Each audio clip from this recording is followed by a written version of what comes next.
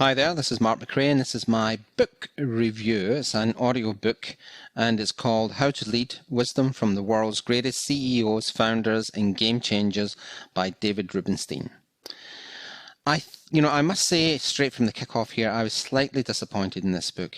I was a little bit frustrated because, I was so looking forward to seeing this collection of interviews, and David kind of let me down there. So David is the co-founder of the Carlyle Group. That's a DC-based multinational private equity investment company. He's a billionaire himself. So he got to interview these other billionaires and some of the most influential people on the planet. That's the reason I was disappointed. He asked such ordinary questions. He never really asked them, the hard questions, the difficult questions. And somebody of his stature, he could have gone so much deeper. So, I didn't find anything there really that I hadn't heard before other than, one or two tidbits. So there were 30 people who were interviewed, 15 men and 15 women, and the book is broken down into 6 categories.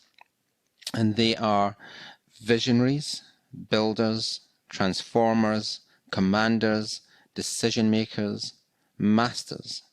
So visionaries, for example, included Jeff Bezos, Bill Gates, Sir Richard Branson, Oprah Winfrey, and Warren Buffett. And I thought the most interesting interview there was probably Jeff Bezos. I mean, he started off studying theoretical physics. And because of an incident that he describes in his interview, he switched that to something else, to engineering and computer science. And it's because he realized he couldn't be the best, and he was never going to be the best at theoretical physics. In the builders section, Phil Knight, Ken Griffin, Robert F. Smith, Jamie Dimon, and Marlon Hewson. I think Robert F. Smith was the interesting person there.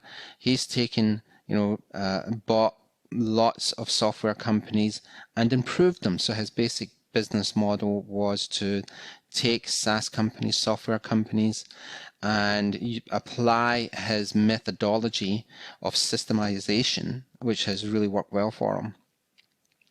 Transformers, Melinda Gates, Eric Schmidt, Tim Cook, Evgeny Rometty, and Indra Nooyi. I think Indra was quite interesting there. She used to head Pepsi, and she used to send her employees' parents a report card for their son or daughter. And obviously the report cards were all good, but it was an interesting angle.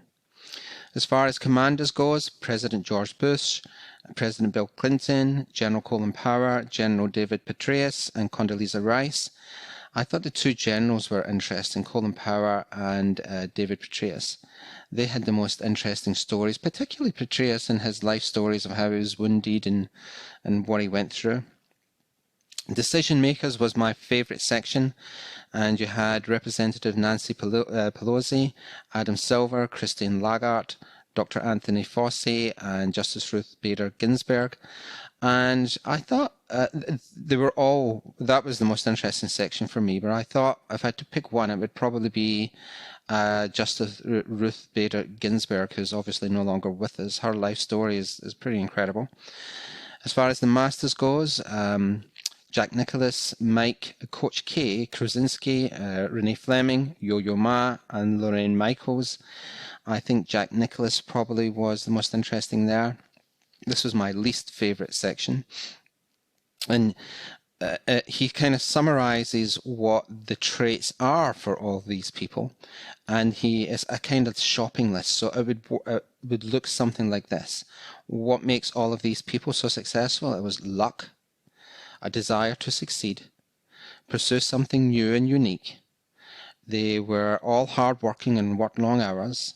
They focused everything on mastering one skill.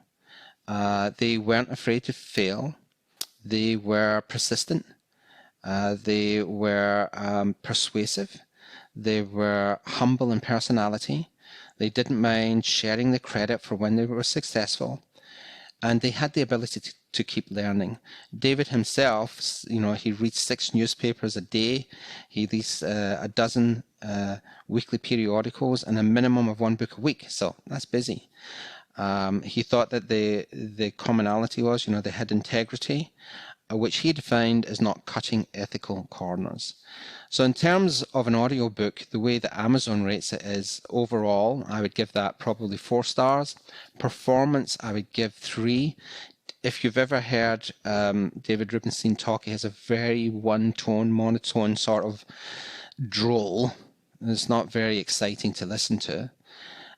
In terms of the story, if you were brand new or if you were a young entrepreneur, it would probably be very interesting. But if you've been around a bit, you will have heard and or watched most of these stories. So overall, I'm going to give this a 3-star review. So if you had to buy it, if you were at a choice of some of the other books I've mentioned, this probably wouldn't be first on my list.